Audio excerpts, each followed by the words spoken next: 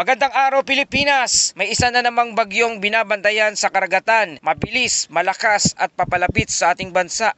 Ito po ang inyong Pilipinas Weather ngayon. Hatid ang pinakabagong update tungkol sa Severe Tropical Storm Pudol. Pero bago ang lahat, please like and subscribe. Salamat sa inyong suporta. Ayon sa DOST Pag-asa, si Severe Tropical Storm Pudol ay patuloy na bumibilis ang kilos habang nananatiling malakas. Alas 10 ng umaga kanina, ito'y nasa layong 1,680 kilometers silangan ng extreme northern Luzon. Nasa labas pa ng Philippine Area of Responsibility o PAR, taglay nito ang hangin na umaabot sa 110 kilometers kada oras malapit sa gitna at bugso na hanggang 135 kilometers kada oras. Malawak din ang sakop ng malalakas na hangin at umaabot hanggang 280 kilometers mula sa gitna ng bagyo. Mga kababayan, kahit sinasabi ng Pag-asa na sa susunod na 5 araw ay mababa ang tsansang direktang makaapekto ang bagyong ito, sa ating panahon, huwag tayong maging kampante.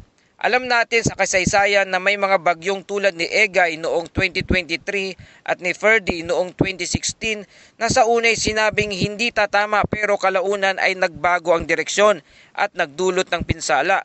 Ang bilis ng kilos ng Pudol, 25 kilometers kada oras, ay sinyalis na posibleng mabilis ding magbago ang galaw nito kapag pumasok na ng PAR. Inaasahan na maaring pumasok si Pudol sa PAR mamayang gabi o bukas ng madaling araw. Sa kasalukuyang track, maaring magdaan ito malapit sa ibabaw ng Southern Ryukyu Island sa Miyerkules ng umaga at posibleng maglandfall sa Taiwan sa hapon o gabi ng parehong araw. Pero ayon mismo sa Pag-asa, may malaking posibilidad na magbago pa ang direksyon. Depende kung lilihis ito pa norte o patimog. Kaya mga kababayan, manatiling nakaantabay sa mga susunod na abiso. Maging alert lalo na sa hilagang bahagi ng bansa at siguraduhing updated ang inyong pamilya at barangay sa sitwasyon. Ito po ang Pilipinas Weather ngayon. Mag-ingat, maging handa at sama-sama tayong labanan ng anumang unos. Ingat! Maraming salamat!